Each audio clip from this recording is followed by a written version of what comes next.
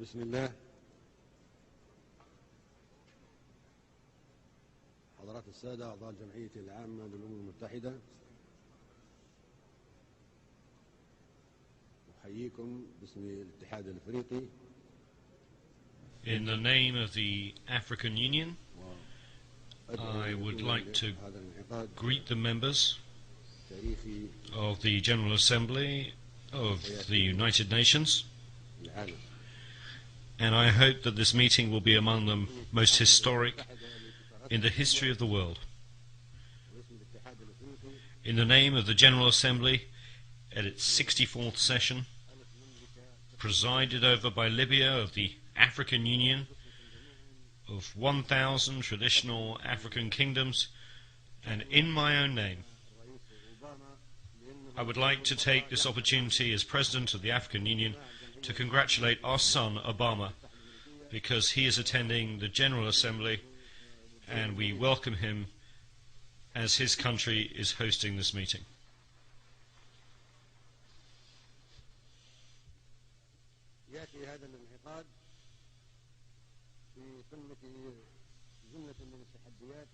This session is taking place in the midst of so many challenges facing us, and the whole world should come together and unite its efforts to defeat the challenges that are our principal common enemy.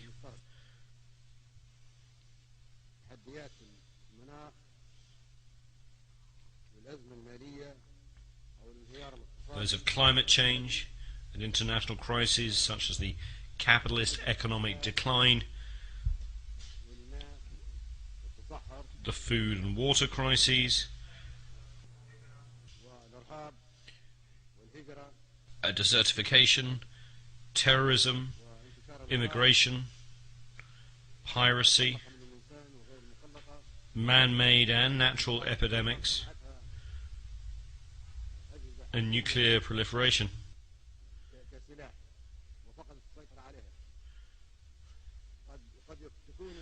Perhaps influenza H1N1 was a virus created in a laboratory that got out of control, originally being meant as a military weapon.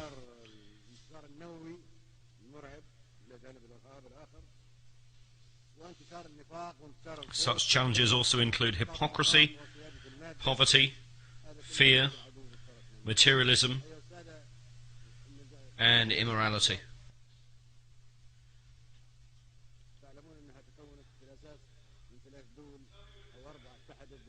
As is known, the United Nations was founded by 3 or 4 countries against Germany at the time. The United Nations was formed by the nations that joined together against Germany in the Second World War.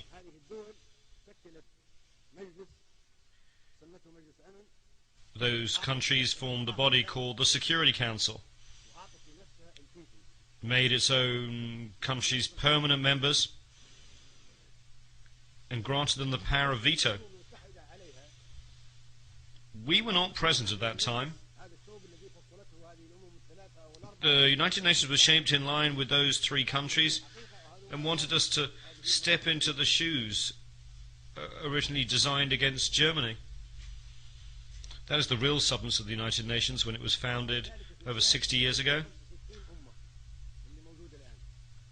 That happened in the absence of some 165 countries, at a ratio of 1 to 8.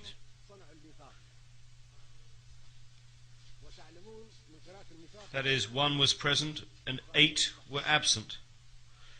They created the Charter, of which I have a copy. If one reads the Charter of the United Nations, one finds that the preamble of the Charter differs from its articles. How did it come into existence? All those who attended the San Francisco conference in 1945 participated in creating the preamble, but they left the articles and internal rules of the procedures of the so-called Security Council to experts, specialists, and interested countries, which were those countries that had established the Security Council and united against Germany. The preamble is very appealing and no one objects to it, but all the provisions that follow it completely contradict the preamble. We reject such provisions and we will never uphold them. They ended with the Second World War.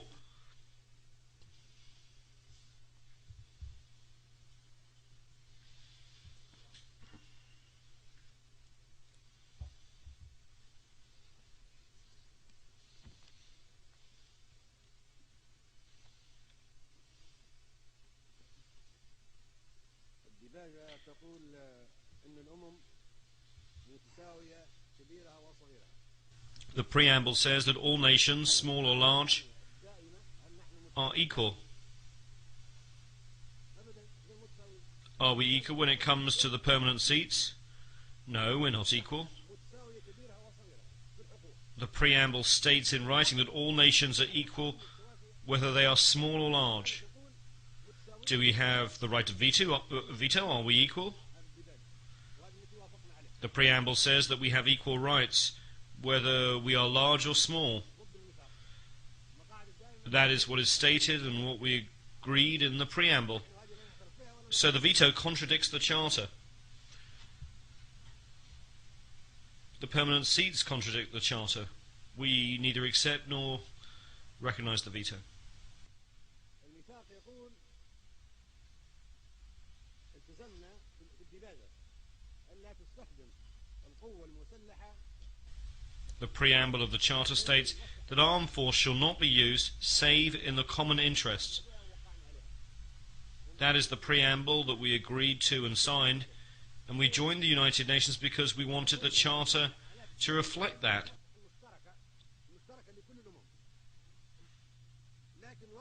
It says that armed force shall only be used in the common interest of all nations. But what has happened since then? 65 wars have broken out since the establishment of the United Nations and the Security Council. 65 since their creation, with the millions more victims than the Second World War. Are those wars and the aggression and force that were used in those 65 wars in the common interest of us all? No.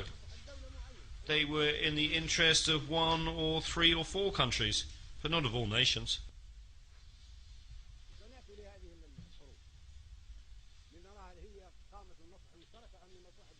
We will talk about whether those wars were in the interests of one country or of all nations.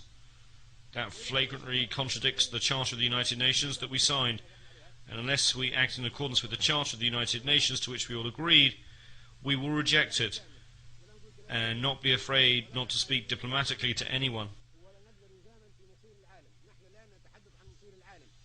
Now we are talking about the future of the United Nations.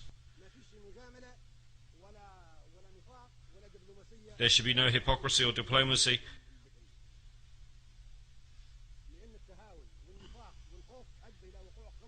Because it concerns the important and vital issue of the future of the world. It was hypocrisy that brought about 65 wars since the establishment of the United Nations.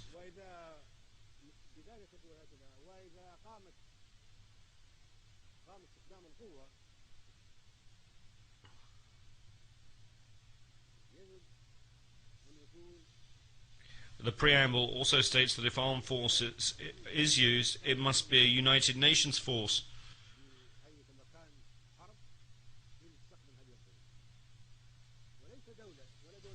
Thus military intervention by the United Nations with the joint agreement of the United Nations, not 1 or 2 or 3 countries using armed force.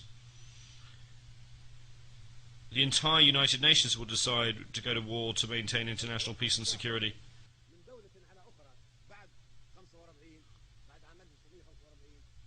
Since the establishment of the United Nations in 1945, if there's an act of aggression by one country against another, the entire United Nations should deter and stop that act.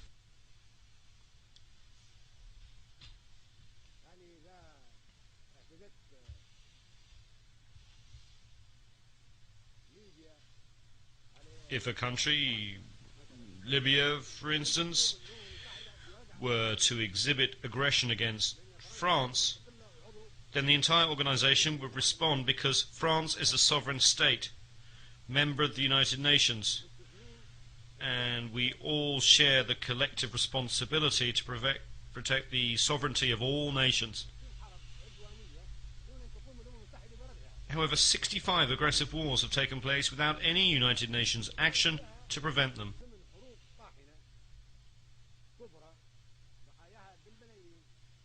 Eight other massive, fierce wars, whose victims number some 2 million, have been waged by member states that enjoy veto powers.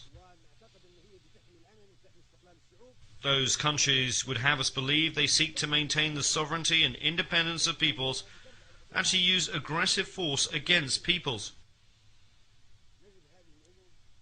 While we would like to believe that these countries want to work for peace and security in the world and protect peoples, they have instead resorted to aggressive wars and hostile behavior. Enjoying the veto they granted themselves as permanent members of the Security Council, they have initiated wars that have claimed millions of victims.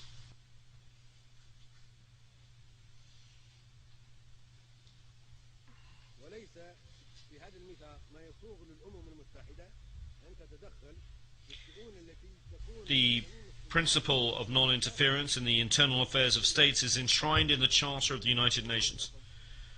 No country, therefore, has the right to interfere in the affairs of any government, be it democratic or dictatorial.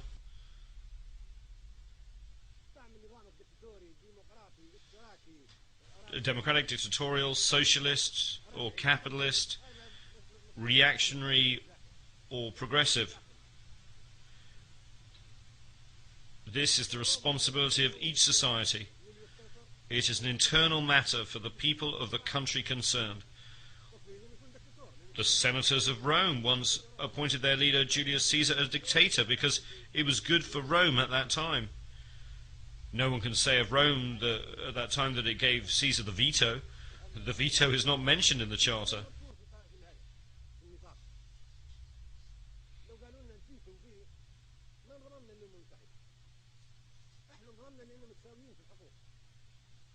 We joined the United Nations because we thought we were equals, only to find that one country can object to all the decisions we make. Who gave the permanent members their status in the Security Council? 4 of them granted this status to themselves. The only country that we in this assembly elected to a permanent member status in the Security Council is China. This was done democratically. But the other seats were imposed upon us in an undemocratically through a dictatorial procedure carried out against our will, and we should not accept it.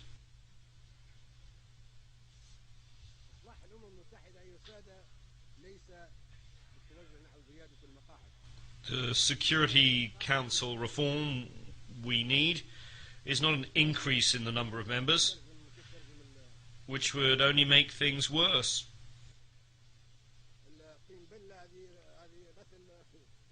To use a common expression, if you add more water,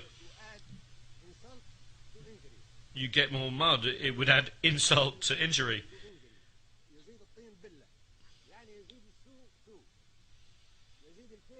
It would make things worse simply by adding more large countries to those that already enjoy membership of the Council.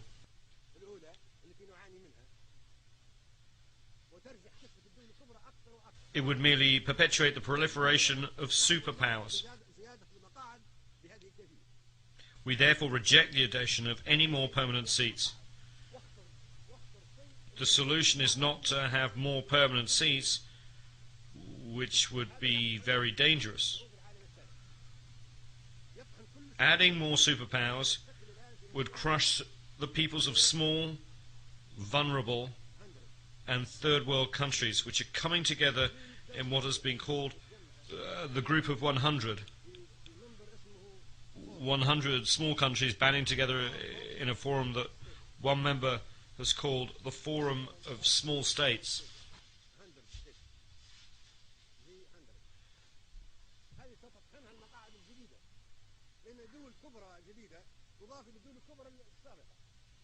These countries would be crushed by superpowers were additional large countries to be granted membership in the Security Council. This door must be closed. We reject it strongly and categorically.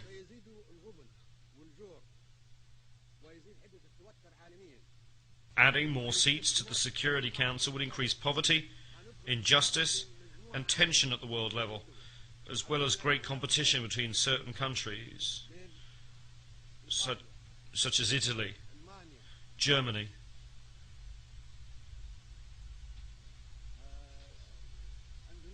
Indonesia, India, Pakistan, the Philippines, Japan, Brazil, Nigeria, Argentina, Algeria, Libya, Egypt, the Democratic Republic of the Congo, South Africa, Tanzania, Turkey, Iran, Ukraine and Greece. All these countries would seek a seat on the Security Council, making its membership almost as large as that of the General Assembly, and resulting in an impractical competition. What solution can there be? The solution is for the General Assembly to adopt a binding resolution under the leadership of Mr. Trekkie based on the majority will of the Assembly members and taking into account the consideration of no other body.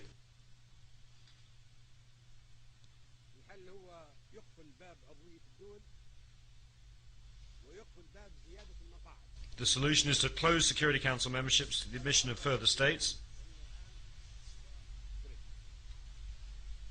This item is on the agenda of the General Assembly during the present session presided over by Mr. Trekkie. Membership through unions and the transference of mandates should supersede other proposals.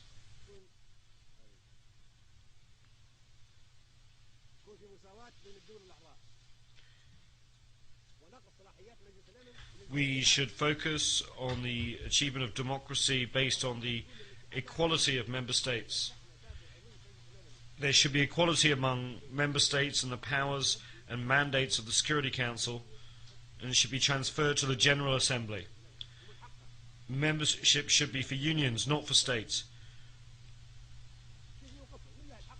Increasing the number of member states would give the right to all countries to a seat, in accordance with the spirit of the preamble of the Charter. No country could deny a seat to the Council to Italy, for instance, if a seat was given to Germany. For the sake of argument, Italy might say that Germany was an aggressive country and was defeated in the Second World War.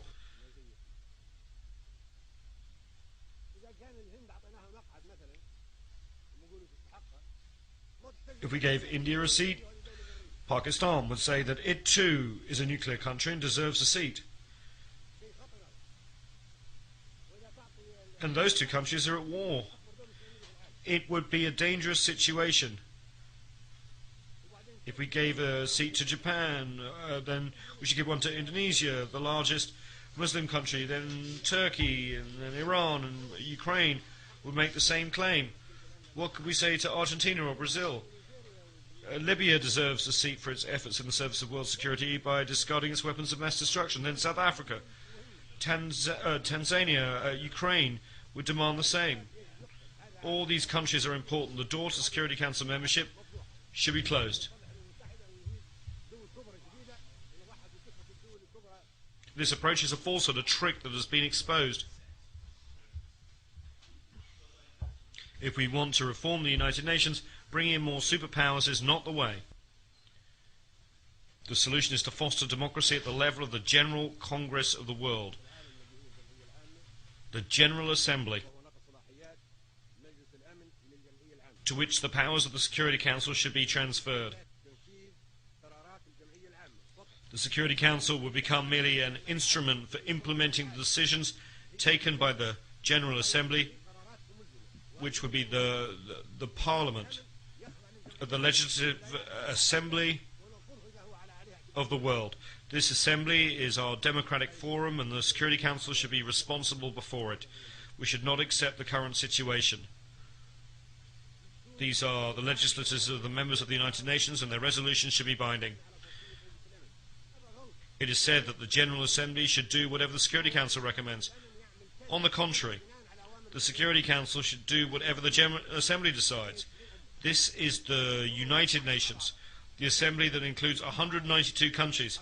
It is not the Security Council, which includes only 15 of the member states.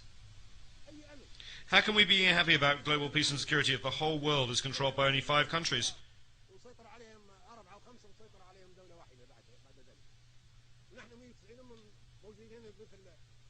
We are 192 nations and countries, and we are like Speaker's Corner in London's Hyde Park.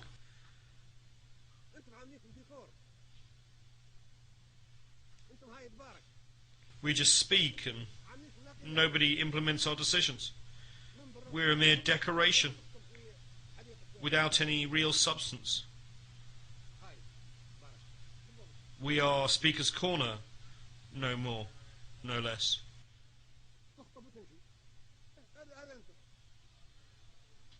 We just make speeches and then disappear. This is who you are right now.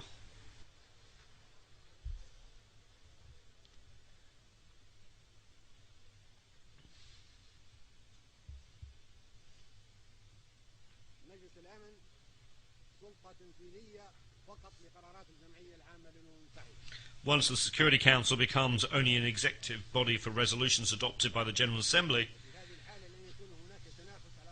there will be no competition for membership of the Council.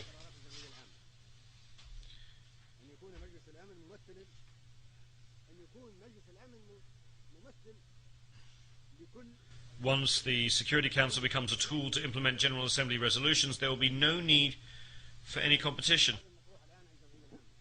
The Security Council should quite simply represent all nations in accordance with the proposals submitted to the General Assembly. There would be permanent seats on the Security Council for all unions and groups of countries.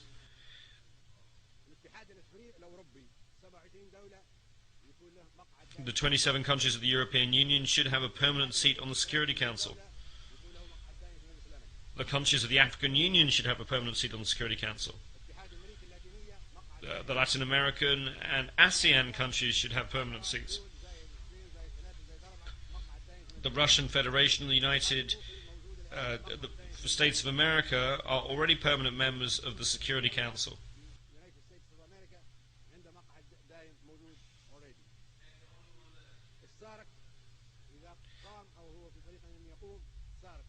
The Southern African Development Community, SADC, once it's fully established, should have a permanent seat. The 22 countries of the Arab League should have a permanent seat. The 57 countries of the Islamic Conference should have a permanent seat. The 118 countries of the non-aligned movement should have a permanent seat.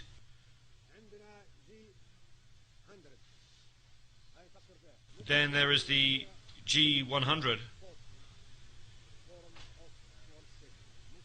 Perhaps the small countries should also have a permanent seat.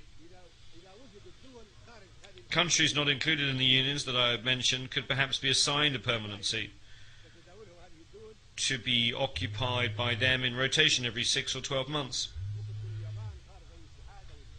I'm thinking of countries like Japan and Australia that are outside organizations as ASEAN, or like the Russian Federation that is not a member of European or Latin American or African unions. This would be a solution for them if the General Assembly votes in favor of it.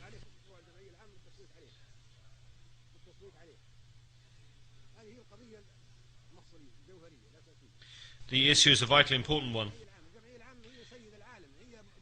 As has already been mentioned, the General Assembly is the Congress and Parliament of the world, the leader of the world. We are the nations, and anyone outside this General Assembly will not be recognized. The President of the Assembly, Mr. Ali Abdul Salam Treki, and Secretary General Ban Ki-moon will produce a legal draft and set up the necessary committees to submit this proposal to a vote. That from now on, the Security Council will be made up of unions of nations. In this way we will have justice and democracy, and we will no longer have a Security Council consisting of countries which have been chosen because they have nuclear weapons, large economies, or advanced technology. That is terrorism.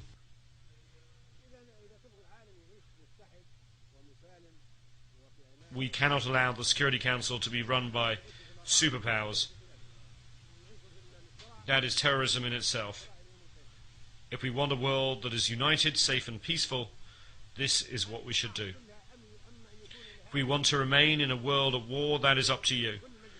We will continue to have conflict and to fight until doomsday or the end of the world. All Security Council members should have the right to exercise the veto, or else we should eliminate the whole concept of the veto with this new formation of the Council. This would be a real Security Council. According to the new proposal submitted to the General Assembly, it will be an executive council under the control of the General Assembly, which will have the real power and make all the rules.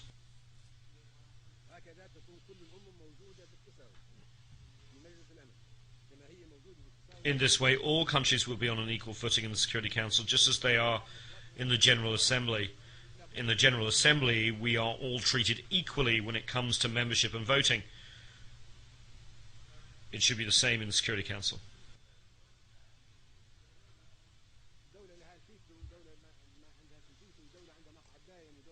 Currently, one country has a veto, another country does not have a veto. One country has a permanent seat, another country does not have a permanent seat.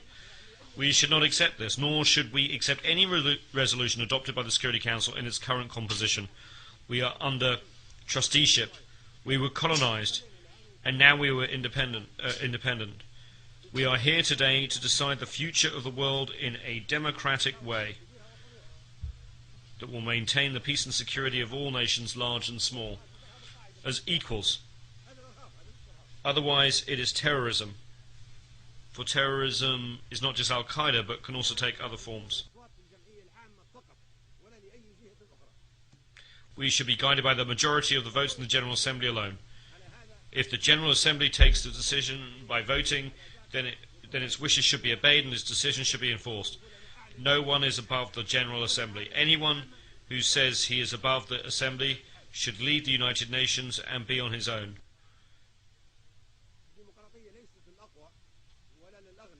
Democracy is not just for the rich or most powerful or those who practice terrorism. All nations should be and should be seen to be on an equal footing.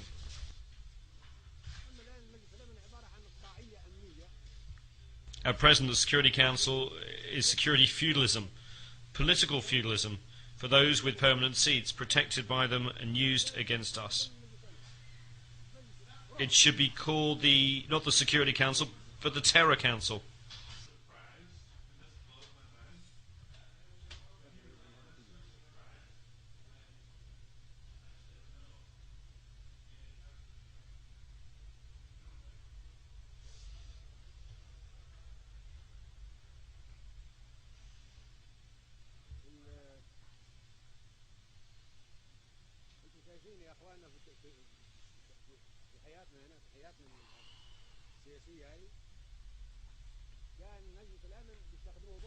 In our political life, if they need to use the Security Council against us, they turn to the Security Council. If they have no need to use it against us, they ignore the Security Council. If they have an interest to promote, an axe to grind, they respect and glorify the Charter of the United Nations, they turn to Chapter 7 of the Charter and use it against poor nations. If, however, they wish to violate the Charter, they would ignore it as if it did not exist at all.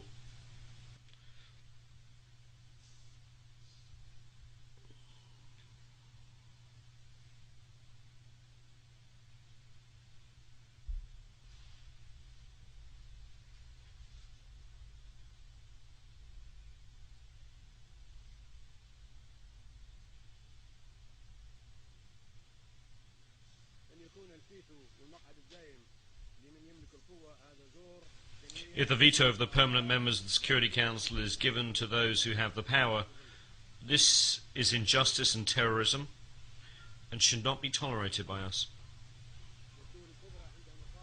We should not live in the shadow of this injustice and terror. Superpowers have complicated global interests. They use the veto to protect those interests. For example, in the Security Council, they use the power of the United Nations to protect their interests and to terrorize and intimidate the third world, causing it to live under the shadow of terror. From the beginning, since it was established in 1945, the Security Council has failed to provide security. On the contrary, it has provided terror and sanctions. It is only used against us.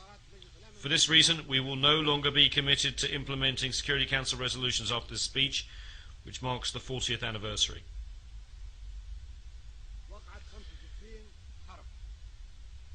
65 wars have broken out, either fighting among small countries or wars of aggression waged against us by superpowers. The Security Council, in clear violation of the Charter of the United Nations, failed to take action to stop these wars or acts of aggression against small nations and peoples. The General Assembly will vote on a number of historic proposals. Either we act as one, or we will fragment.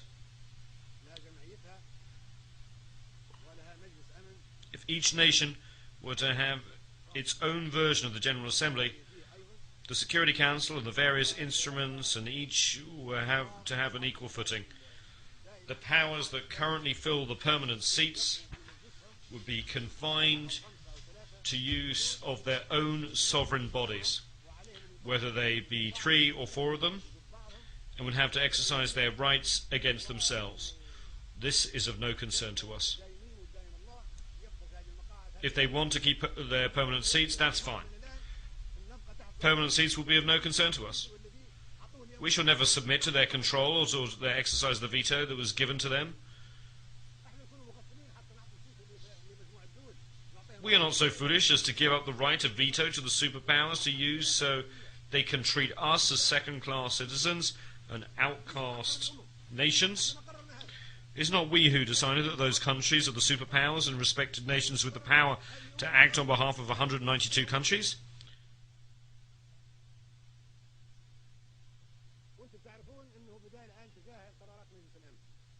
You should be fully aware that we are ignoring the Security Council resolutions because those resolutions are used solely against us and not against the superpowers, which have the permanent seats and the right of veto. Those powers never use any resolutions against themselves. They are, however, used against us. Such use has turned the United Nations into a travesty of itself and has generated wars of violations of the sovereignty of independent states. It has led to war crimes and genocides. All of this is in violation of the Charter of the United Nations.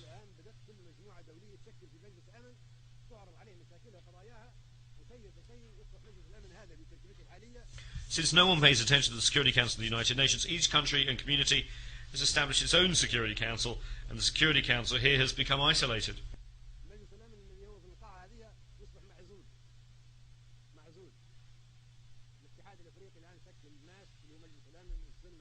The African Union has established its own Peace and Security Council. The European Union has established a Security Council, and Asian countries have already established their own Security Council soon. Latin America will have its own Security Council, as will the 120 non-aligned nations. This means that we've already lost the confidence in the United Nations Security Council, which has not provided us with security, and that's why we now are creating the new regional security councils. We are not committed to obeying the rules or the resolutions of the United Nations Security Council in its present form because it is undemocratic, dictatorial, and unjust.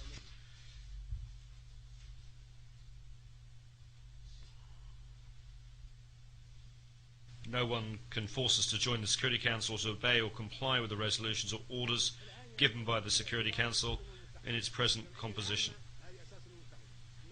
Furthermore, there is no respect for the United Nations and no regard for the General Assembly, which is actually the true United Nations, but whose resolutions are non-binding. The decisions of the International Court of Justice, the international judicial body, take aim only at small countries and third world nations. Powerful countries escape the notice of the court, or, if judicial decisions are taken against these powerful countries, they are not enforced.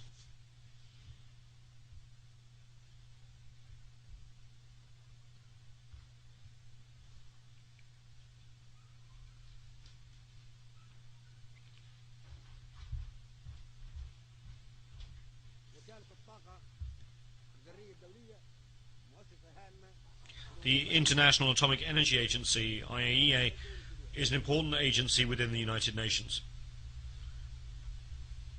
Powerful countries, however, are not accountable to it or under its jurisdiction.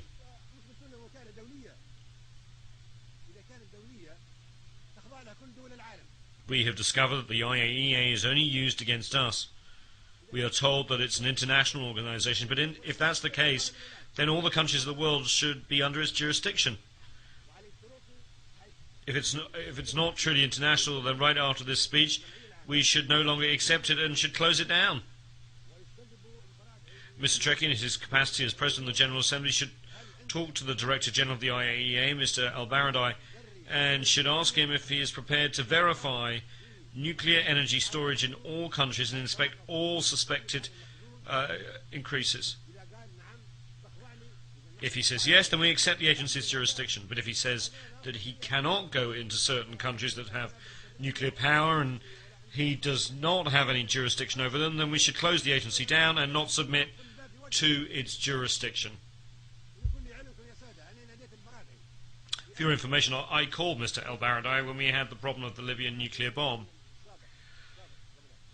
I called Mr. El-Baradei and asked him if the agreements by the superpowers to reduce nuclear supplies were subject to agency control and under inspection, and whether he was aware of any increases in their activity. He told me that he was not in a position to ask the superpowers to be inspected. So is the agency only inspecting us? If so, it does not qualify as an international organization since it is selective, just like the Security Council and the International Court of Justice. This is not equitable, nor is the United Nations. We totally reject this situation.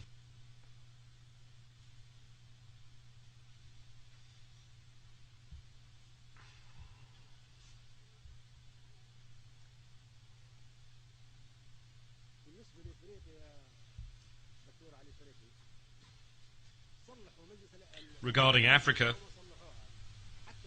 Mr. President, whether the United Nations is reformed or not, but even before a vote is taken on any proposals of a historic nature, Africa should be given a permanent seat on the Security Council now, having already waited too long. Leaving aside United Nations reform, we can certainly say that Africa was colonized, isolated and persecuted, and its rights usurped. Its people were enslaved and treated like animals, and its territory was colonized and placed under trusteeship. The countries of the African Union deserve a permanent seat. This is a debt from the past that has to be paid and has nothing to do with the United Nations reform. It's a priority matter and is high on the agenda of the General Assembly. No one can say that the African Union does not deserve a permanent seat. Who can argue with that proposal? I challenge anyone to make a case against it. Where is the proof that the African Union or the African continent does not deserve a permanent seat? No one can possibly deny this.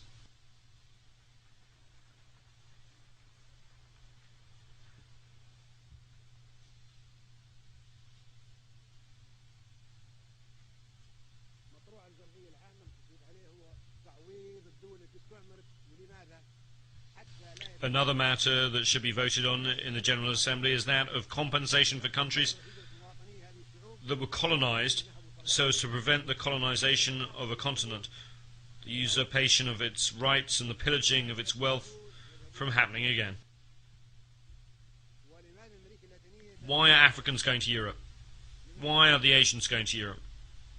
Why are Latin Americans going to Europe?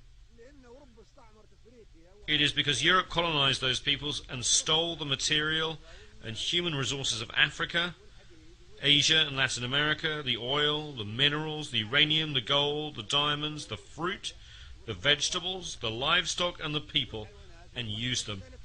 Now, new generations of Asians, Latin Americans and Africans are seeking to reclaim that stolen wealth, as they have the right to do so.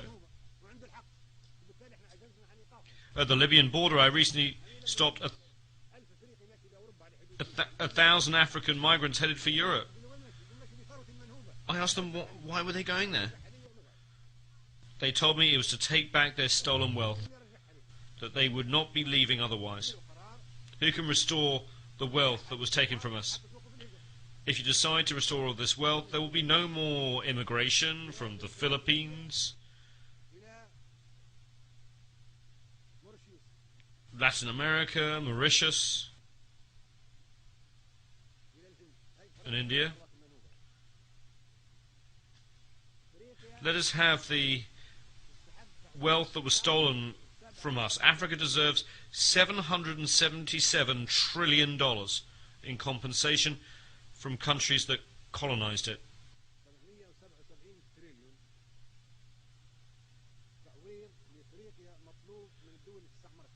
Africans will demand that amount. If you do not give it to them, they will go to where you have taken those trillions of dollars. They have the right to do so. They have to follow that money and bring it back again. Why is there no Libyan immigration to Italy, even though Libya is so close by? Italy owed compensation to the Libyan people. It accepted the fact and signed an agreement with Libya, which is adopted by both the Italian and the Libyan parliaments. Italy admitted that its colonization of Libya was wrong and should never be repeated, and promised not to attack the Libyan people by land, air or sea. Italy also agreed to provide Libya with $250 million a year in compensation over the next 20 years, and to build a hospital for the Libyans maimed as a result of the mines planted in Libyan territory during the Second World War.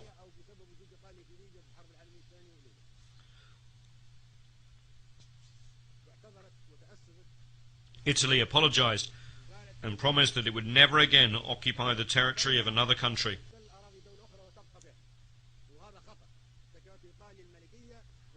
Italy, which was a kingdom during the fascist regime, has made rich contributions to civilization,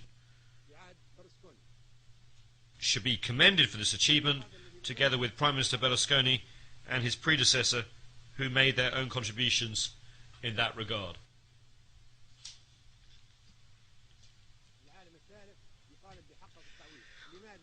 Why is this third world demanding compensation? So that there will be no more colonization, so that large and powerful countries will not colonize, knowing that they will have to pay compensation. Colonization should be punished. The countries that harmed other peoples during the colonial era should pay compensation for the damage and suffering inflicted under their colonial rule.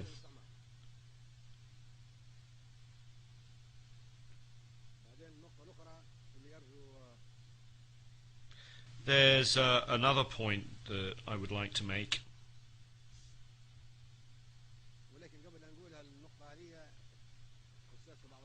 However, before doing so, and addressing a somewhat sensitive issue, I should like to make an aside.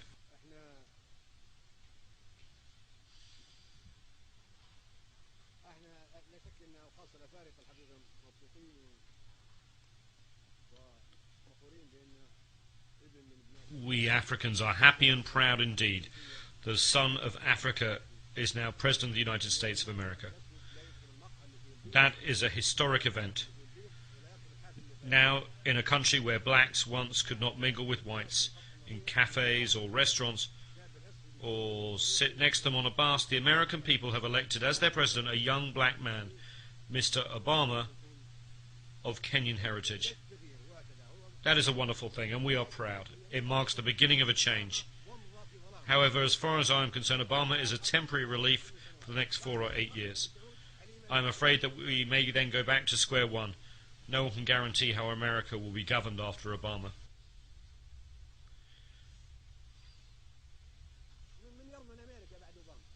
We would be content if Obama could remain President of the United States of America forever.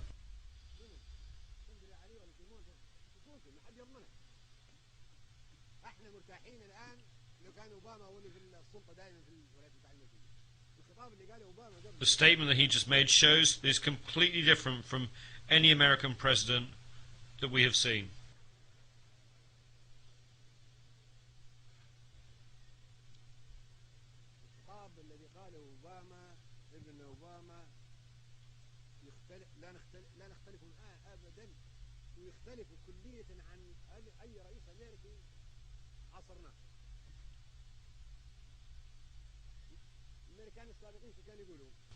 American presidents used to threaten us with all manner of weapons,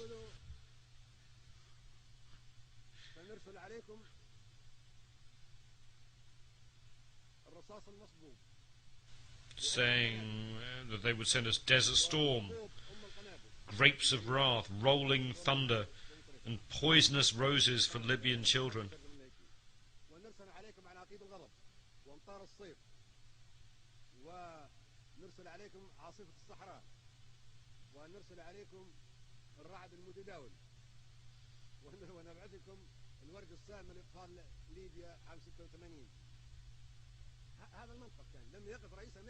That was their approach.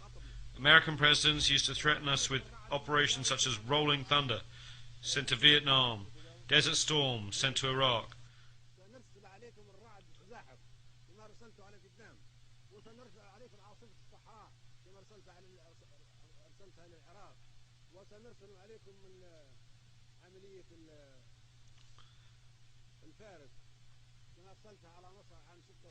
Musketeer sent to Egypt in 1956, even though America opposed it.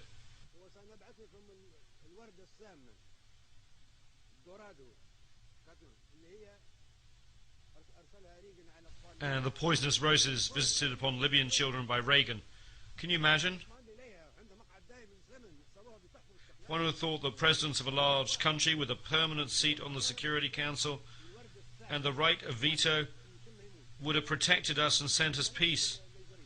And what did we get instead? Laser-guided bombs carried to us on F-111 aircraft. This was their approach. We will lead the world, whether you like it or not, and we will punish anyone who opposes us. What our son Obama said today is completely different. He made a serious appeal for nuclear disarmament, which we applaud. He also said that America alone could not solve the problems facing us, and that the entire world should come together to do so. He said that we must do more than we are doing now, which is making speeches. We agree with that and applaud it. He said that we had to come to the United Nations to talk against one another. It is true that when we come here, we should communicate with one another on an equal footing. And he said that democracy should not be imposed from outside. Until recently, American presidents have said that democracy should be imposed on Iraq and other countries. But he said that this was an internal affair. He spoke truly when he said that democracy cannot be imposed from outside.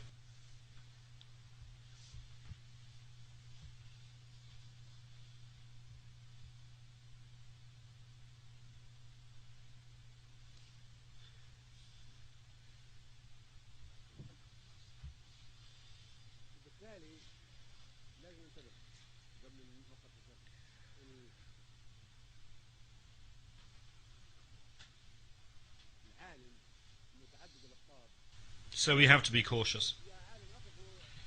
Before I make these sensitive remarks, I note that the whole world has so many polarities. Listen, should we have a world of so many polarities? Can we not have nations on an equal footing? Let's have an answer. Does anyone have an answer as to whether it's better to have a world of so many polarities? Why can we not have equal standing? Should we have patriarchs? Should we have popes? Should we have gods? Why should we have a world of so many polarities? We reject such a world and call for a world where big and small are equal.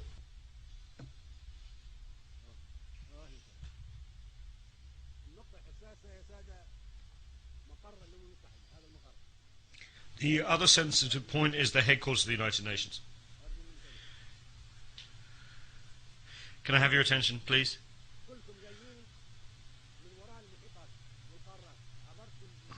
All of you came across the Atlantic Ocean, the Pacific Ocean, crossing the Asian continent or the African continent to reach this place. Why? Is this Jerusalem? Is this the Vatican? Is this Mecca?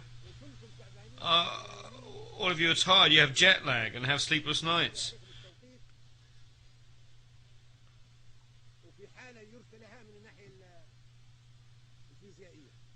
You're very tired, very low physically.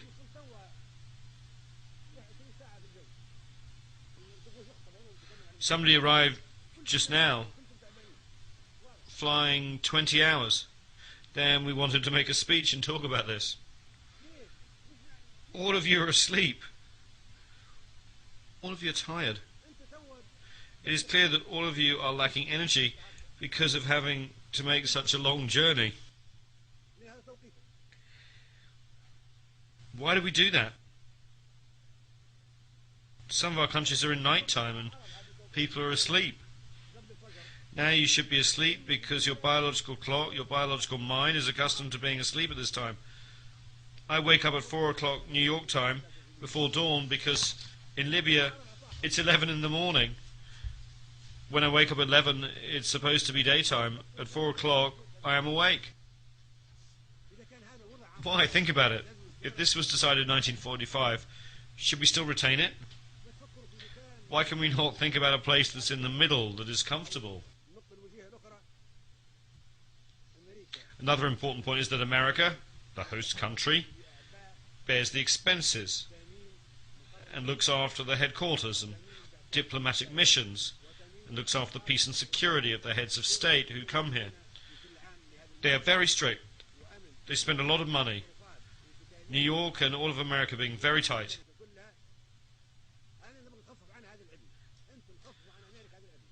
I want to relieve America of this hardship. We should thank America. We should say to America, thank you for all the trouble that you've taken on yourself. We say thank you, America. We want to help reassure America and New York and keep them calm. They should not have the responsibility of looking after security. Perhaps someday a terrorist could cause an explosion or Obama president. This place is targeted by Al-Qaeda, this very building.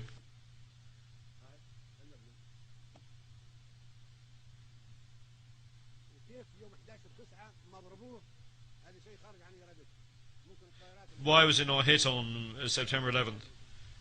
It was beyond their power. The next target would be this place. I'm not saying this in an offhand manner. We have tens of members of Al-Qaeda detained in Libyan prisons. Their confessions are very scary. That makes America live under tension. One never knows what will happen. Perhaps America or this place would be targeted again by a rocket. Perhaps tens of heads of state will die. What we want to relieve America from this worry, we should take the place to where it is not targeted. Now, after 50 years, the United Nations headquarters should be taken to another part of the hemisphere. Another 50 years in the Western Hemisphere. For the next 50 years, it should be in the Eastern Hemisphere or in the Middle Hemisphere by rotation. Now, with 64 years, we have an extra 14 years over the 50. So the headquarters should be moved to somewhere else. This is not an insult to America, it's a service to America. We should thank America. This was possible in 1945, and we should not accept it now, of course. this should be put on the vote of the General Assembly.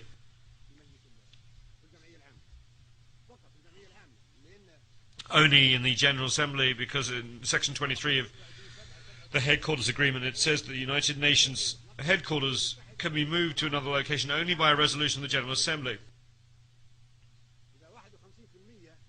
If 51% of the Assembly approves relocation of headquarters, then it can be moved.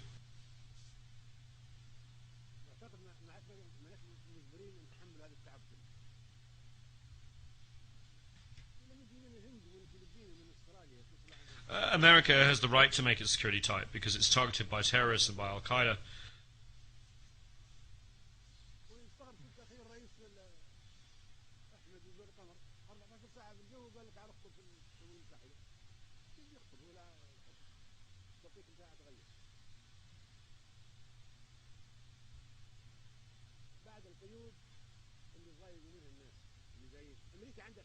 America has the right to take all security measures. We're not blaming America for that. However, we do not tolerate these measures. We do not come to New York and be subjected to all these measures.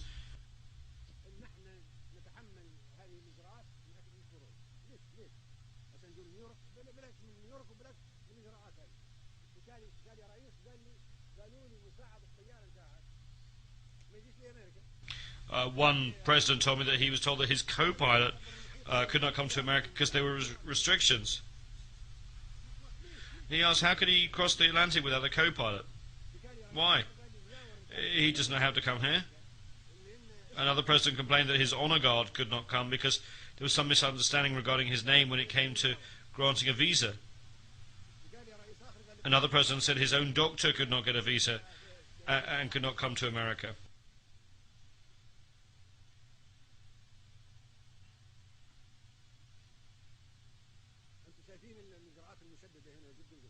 The security measures are very strict. If a country has any problems with America, they will set up restrictions on the movement of member delegations, as if one is in Guantanamo.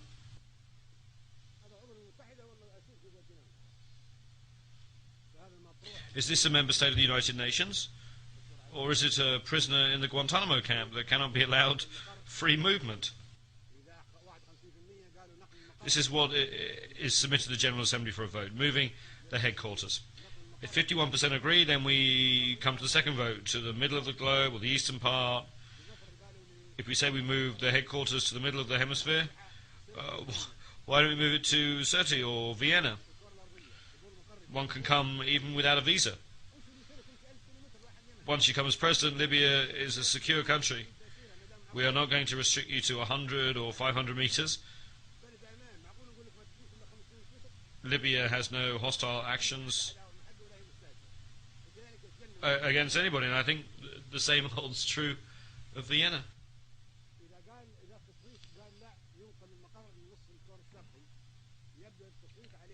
If the vote says we should move headquarters to the eastern part, then it will be Delhi or Beijing, the capital of China or the capital of India.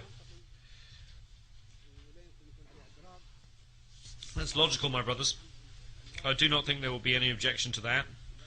And you will thank me for this proposal, for eliminating the suffering and trouble of flying 14, 15 or 20 hours to come here.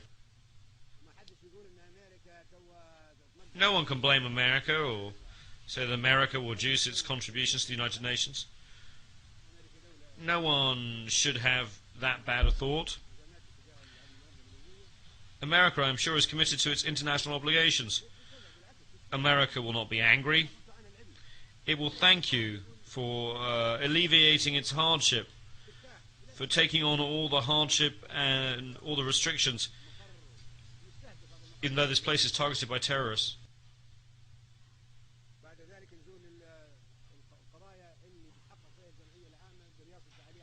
We come now to the issues that will be considered by the General Assembly.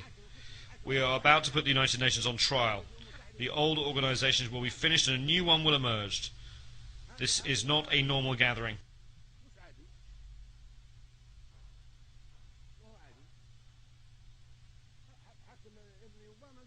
Even son Obama said that this is not a normal gathering. It is a historic meeting. The wars that took place after the establishment of the United Nations, why did they occur? Where was the Security Council? Where was the Charter? Where was the United Nations? There should be investigations and judicial intervention. Why have there been massacres? We can start with the Korean War because it took place after the establishment of the United Nations. How did a war break out and cause millions of victims? Nuclear weapons could have been used in that war. Those who are responsible for causing the war should be tried and should pay compensation and damages.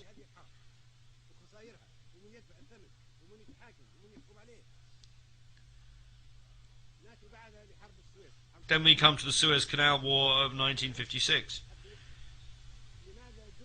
That file should be opened wide.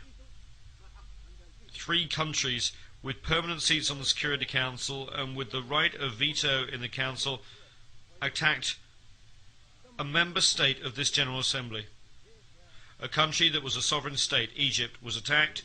Its army was destroyed. Thousands of Egyptians were killed and many Egyptian towns and entities were destroyed, all because Egypt wanted to nationalize the Suez Canal. How could such a thing have happened during an era of the United Nations and the Charter? How is it possible to guarantee that such a thing will not be repeated unless we make amends for past wrongs? Those were dangerous events, and the Suez Canal and Korean War files should be reopened. Next we come to the Vietnam War. There were 3 million victims of that war. During 12 days, more bombs were dropped than during 4 years of the Second World War.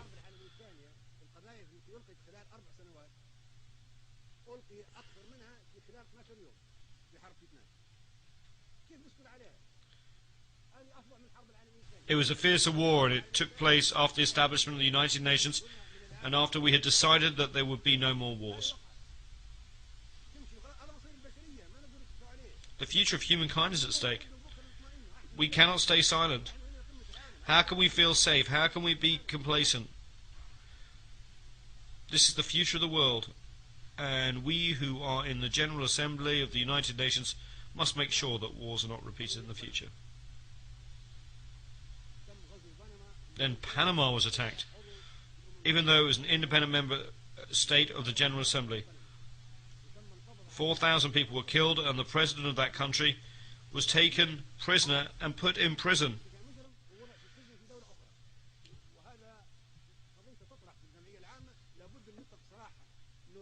Noriega should be released. We should open that file. How can we entitle a country that is a United Nations member state to wage war against another country, capture its president, treat him as a criminal and put him in prison? Who would accept that?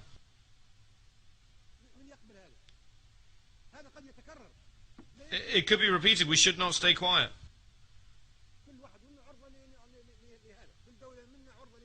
We should have an investigation.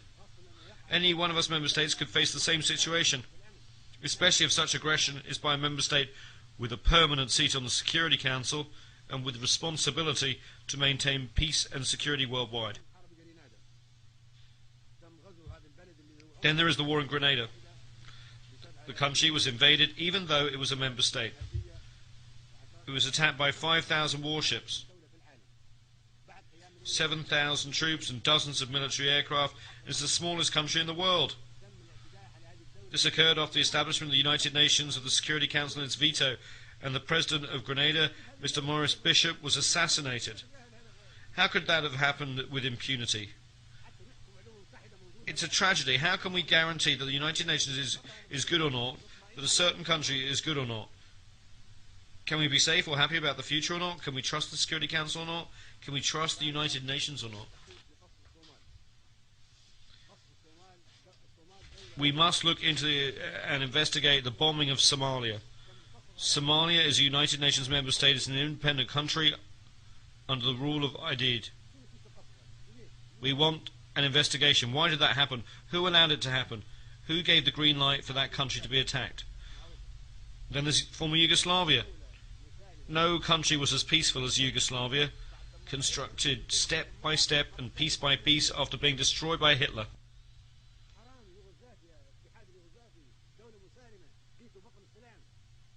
We destroyed it.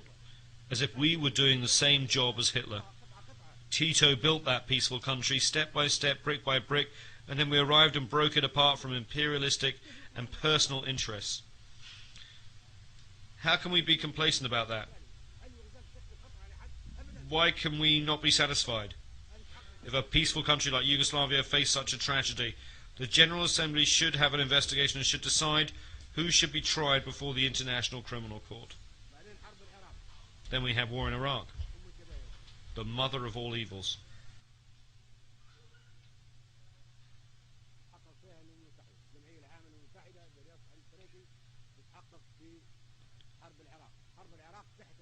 The United Nations should investigate that. The General Assembly, presided over by Mr. Trekkie, should investigate that. The invasion of Iraq was a violation of the United Nations Charter. It was done without any justification by the superpowers with permanent seats on the Security Council. Iraq is an independent country and a member state of the General Assembly.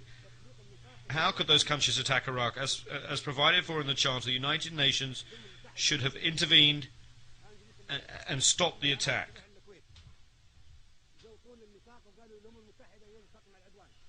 We spoke in the General Assembly and urged it to use the Charter to stop that attack. We were against the invasion of Kuwait, and the Arab countries fought Iraq alongside foreign countries in name of the United Nations Charter.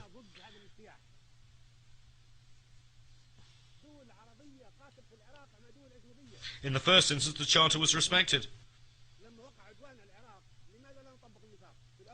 The second time, when we wanted to use the Charter to stop the war in Iraq, no one used it, and that document was ignored.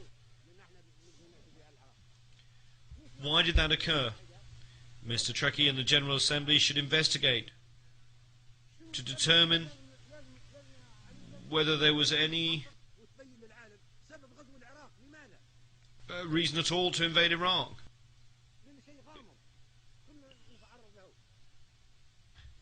Because the reasons for that attack remain mysterious and ambiguous, and we might face the same destiny.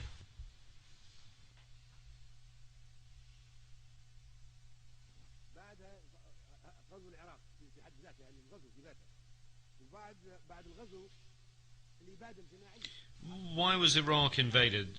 The invasion itself was a serious violation of the United Nations Charter, and it was wrong. There was also a total massacre or genocide. More than 1.5 million Iraqis were killed. We want to bring the Iraqi file before the International Criminal Court, and we want those who committed mass murder against the Iraqi people to be tried. It's not easy for Charles Taylor to be tried, or Bashir to be tried, or for Noriega to be tried. It's all easy for them.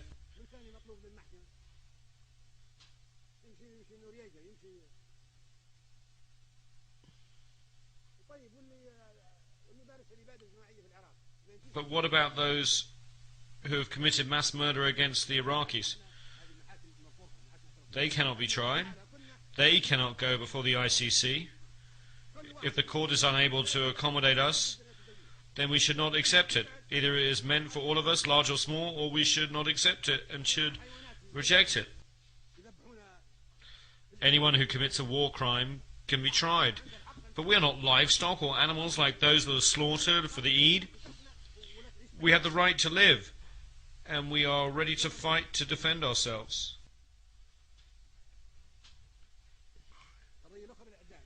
We have the right to live in dignity under the sun and on earth. They have already tested us, and we have withstood the test. There are other things as well. What is it that Iraqi prisoners of war can be sentenced to death?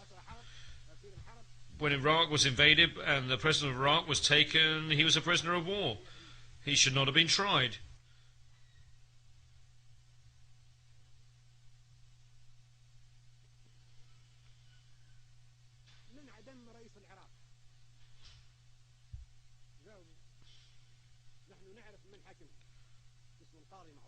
He should not have been hanged. When the war was over, he should have been released.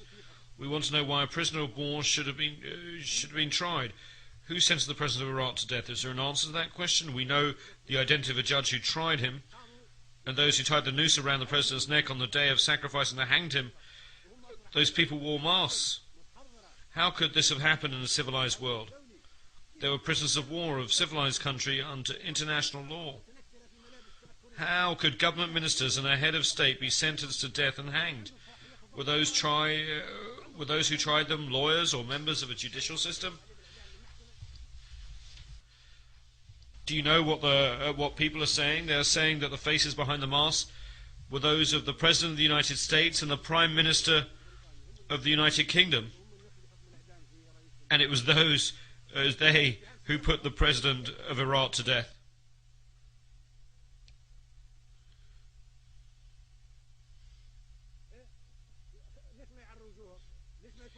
Why do the executioners not unmask their faces?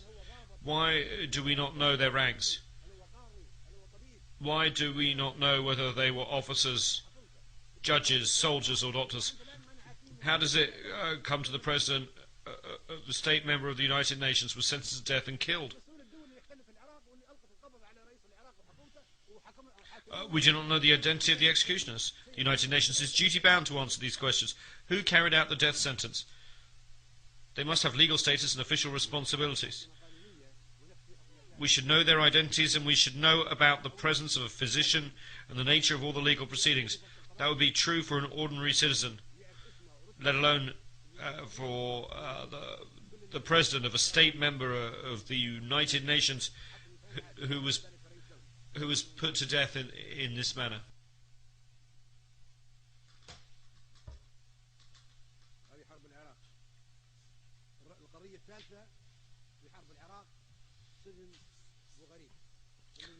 My third point on Iraq relates to Abu Ghraib.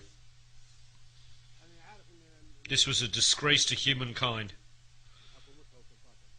I know the United States authorities will investigate the scandal, but the United Nations must not ignore it either.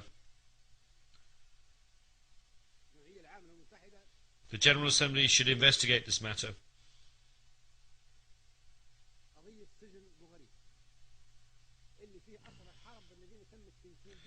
Prisoners of war held in Abu Ghraib prison were tortured. Dogs were set on them. Men were raped.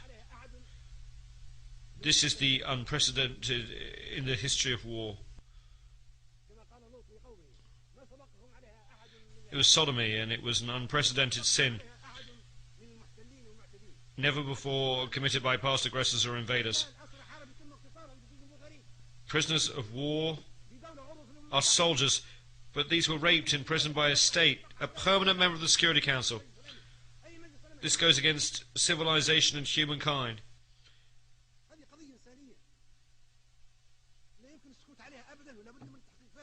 We must not keep silent. We must know the facts. Even today, 250,000 of Iraqi prisoners, men and women alike, remain in Abu Ghraib. They are being maltreated, persecuted and raped. There must be an investigation.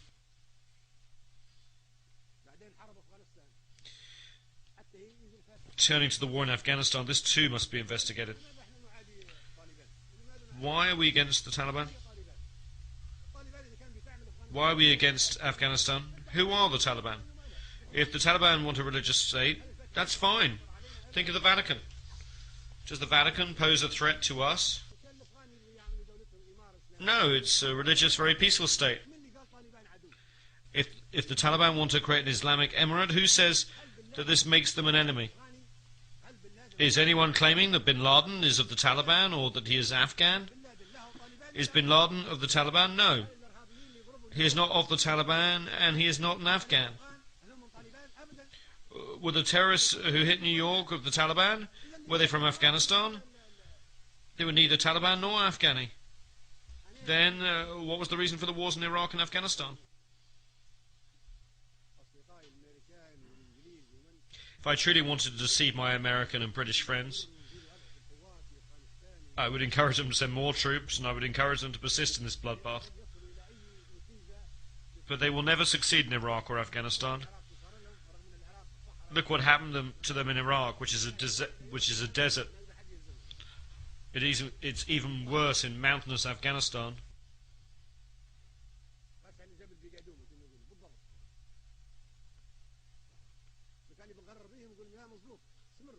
If I wanted to deceive them, I would tell them to continue the wars in Iraq and Afghanistan. But no, I want to save the citizens of the United States, the United Kingdom, and other countries who are fighting in Iraq and Afghanistan. So I tell them, leave Afghanistan to the Afghans. Leave Iraq to the Iraqis. If they want to fight each other, they are free to do so.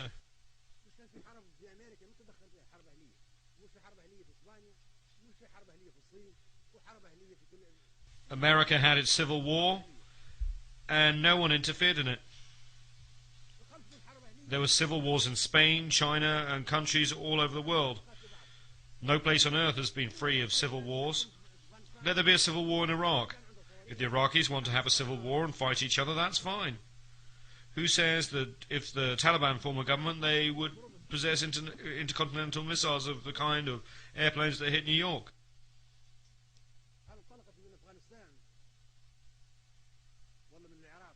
Did those aeroplanes take off from Afghanistan or Iraq? No, they took off from American airports. So why is Afghanistan being struck? The terrorists were not Afghans or Taliban or Iraqis. Why are we silent? We must never be war devils. Anyone who does not speak the truth is a silent devil. We are committed to international peace and security. We do not wish to scorn or ridicule humankind. We want to save humanity.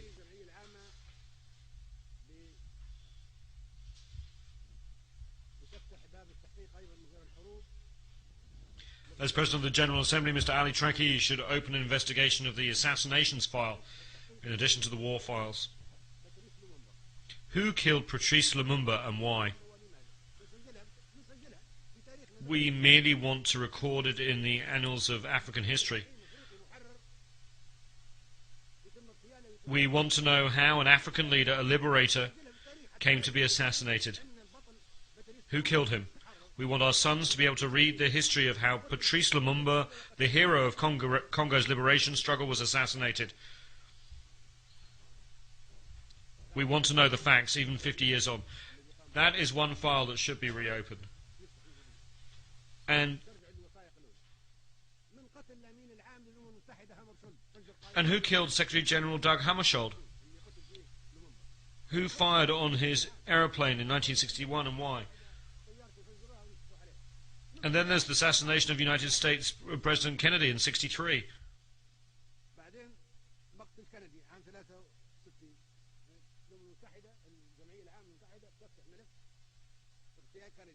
We want to know who killed him and why. There was someone called Lee Harvey Oswald, who was then killed by one Jack Ruby.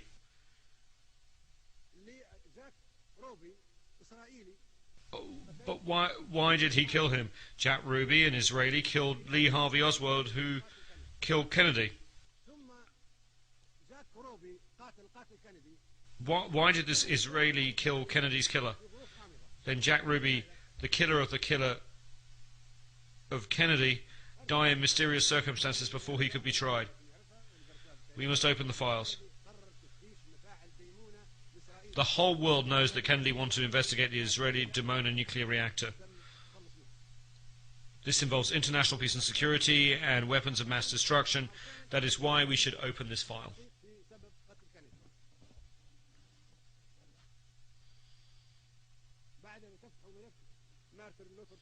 Then there's the assassination of Martin Luther King, the black reverend and human rights activist. His assassination was a plot, and we should know why he was killed and who killed him. And then there was Khalil Wazir, or Abu Jihad, a Palestinian, was attacked. He was living peacefully in Tunisia, a member state, and that country's sovereignty was not respected. We cannot keep silent, even though submarines and ships were detected along the coast of Tunisia where he was killed. No one was accused or tried. Abu Yad was also killed, and we should know how he was killed. He was killed in ambiguous circumstances.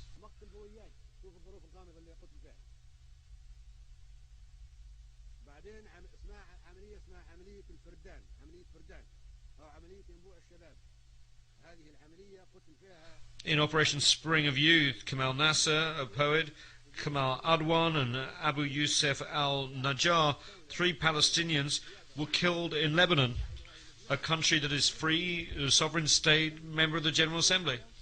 They were attacked and killed while sleeping peacefully.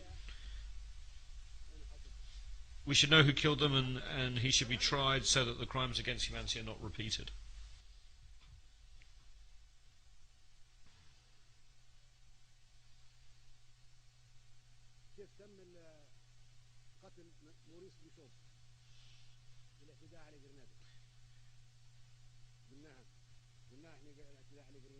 We've already talked about the size of the force used in the invasion of Grenada. 7,000 troops, 15 battleships, dozens of bombers.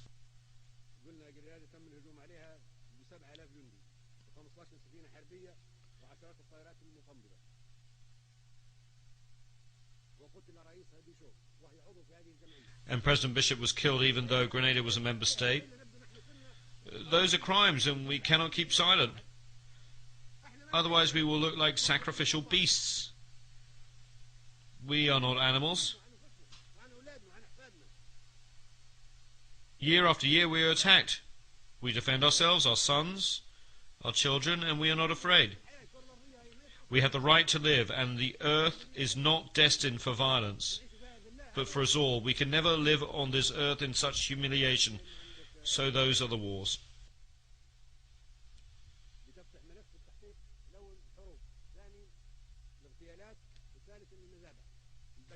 The last files is that of the massacres. In the Sabra and Shatila massacre, 3,000 people were killed. That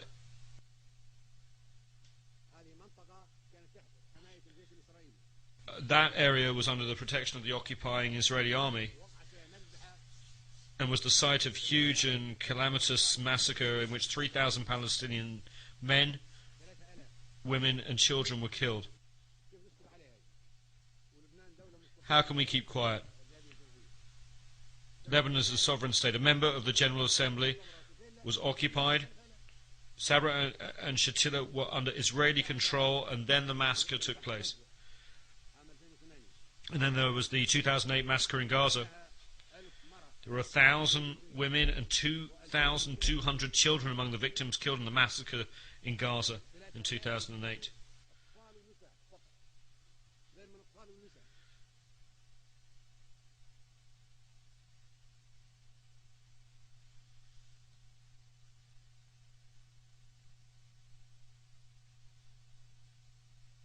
تم تدمير 50 مؤسسة تابعة للأمم المتحدة تبع هذه الجمعية. 60 United Nations facilities and another 30 belonging to non-governmental organizations were damaged. 50 clinics were destroyed. 40 doctors and nurses were killed while carrying out humanitarian activities. This took place in Gaza in December 2008. The perpetrators are still alive, and they should be tried by the International Criminal Court. Should we try only the underdogs, the weak and the poor of the third world countries, and not important and protected figures?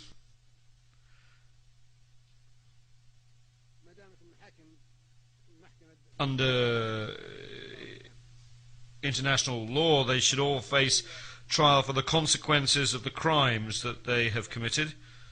Otherwise, the role of the ICC would never be recognized. If the decisions of the ICC are not respected or implemented, if the General Assembly and the Security Council mean nothing, and if the International Atomic Energy Agency serves only certain countries and organizations, then what is the United Nations? It would mean that the United Nations is nothing, and this is insignificant. Where is it? There is no United Nations.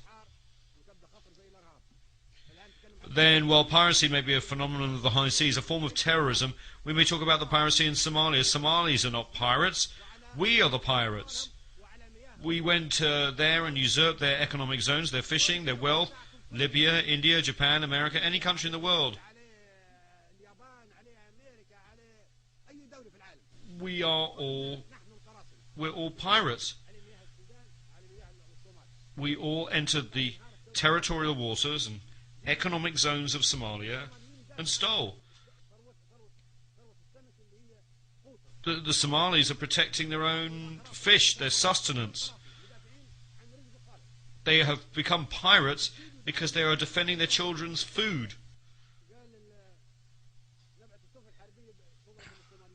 Now we seek to address that matter in the wrong way. Should we send warships to Somalia? We should send warships to the pirates who have attacked and seized the economic zones and wealth of the Somalis and the food of their children.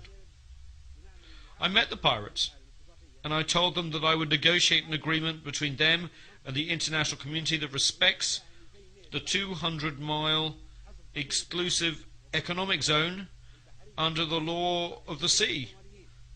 It protects all marine resources belonging to the Somali people. And that stops all countries from disposing of toxic waste along the Somali coast. In return, the Somalis would no longer attack any ships. We will propose and draft such an international treaty and submit it to the General Assembly. That is the solution. The solution does not lie in sending more military ships to fight the Somalis. That is not a solution. We are addressing the phenomena of piracy and terrorism in the wrong way. Today there is swine flu. Perhaps tomorrow there'll be fish flu. Because sometimes we produce viruses by controlling them. It is a commercial business. Capitalist companies produce viruses so that they can generate and sell vaccinations. This is very shameful and poor ethics. Vaccinations and medicine should not be sold.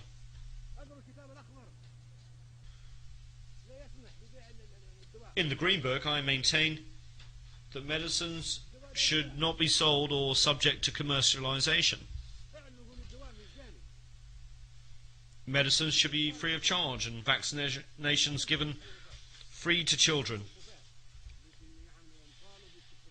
But capitalist companies produce the viruses and vaccinations and want to make a profit. Why are they not free of charge? We should give them free of charge, not sell them.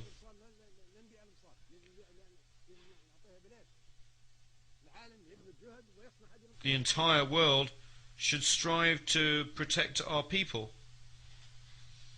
create and manufacture vaccinations, and then give them for free to children and women and not profit by them. All those items are on the agenda of the General Assembly, which has to exercise that duty.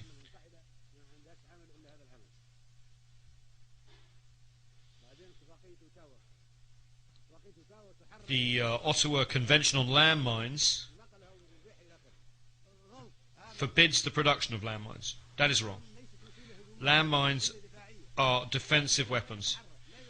If I place them along the border of my country and someone wants to invade me, they may be killed. That's all right, because they're invading me. The convention should be reconsidered. I'm not taking that defensive weapon to another country. The enemy is coming to me, and on the Al-Gaddafi website, I call for that treaty to be modified or annulled. This treaty should be modified or annulled. I want to use anti-personnel mines to defend my home against invasion. Eliminate weapons of mass destruction, not landmines, which are defensive weapons.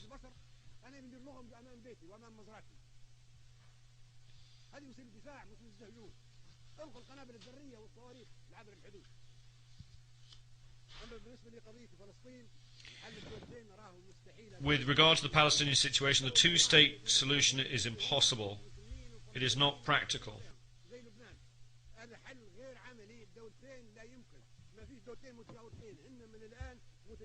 Currently, these two states completely overlap. Partition is doomed to failure. These two states are not neighbours. They are co-extensive in terms of both population and geography.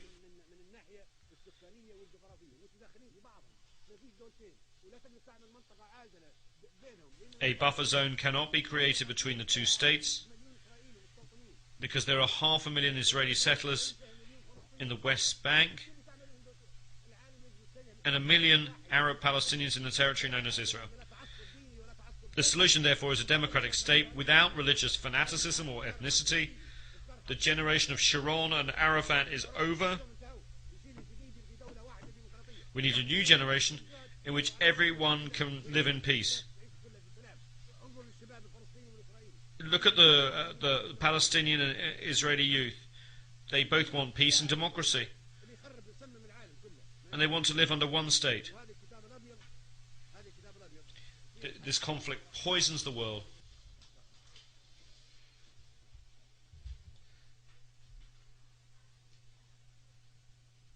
The White Book actually has the solution. I hold it here.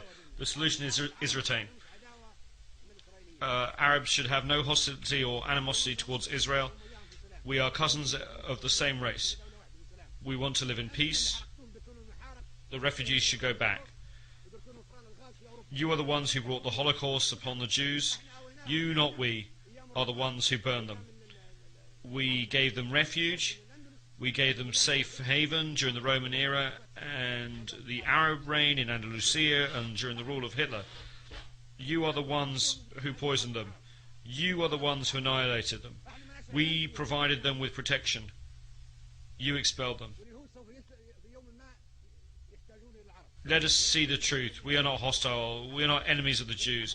And one day the Jews will need the Arabs. At that point, Arabs will be the ones to give them protection, to save them. And we hope, as we have done in the past. Look at what everybody else did to the Jews. Hitler is an example. You are the ones who hate the Jews, not us. In brief, Kashmir should be an independent state, neither Indian nor Pakistani. We must end that conflict. Kashmir should be a buffer state between India and Pakistan. With regard to Darfur, I truly hope that the assistance provided by the international organisations can be used for development projects, for agriculture, for industry and for irrigation. You are the ones who made it a crisis. You put it on the altar. You wanted to sacrifice Darfur so you could interfere in its eternal affairs.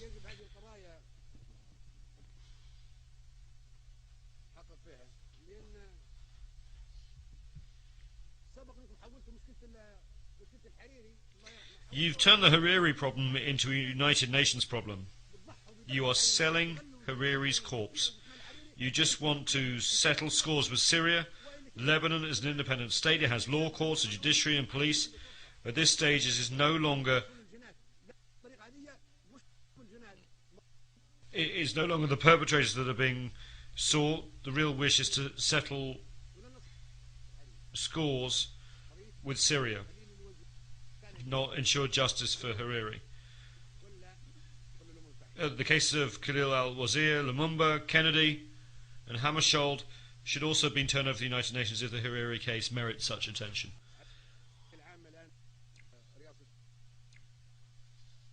The General Assembly is now under the presidency of Libya. This is our right.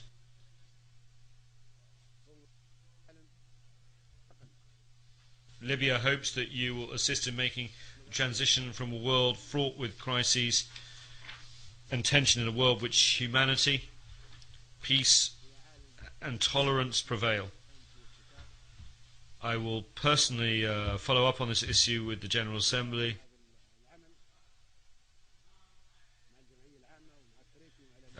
General Assembly and President Trecki and the Secretary General. It is not our habit to compromise when it comes to the destiny of humanity and the struggles of the Third World and the 100 small nations, which should live in peace always.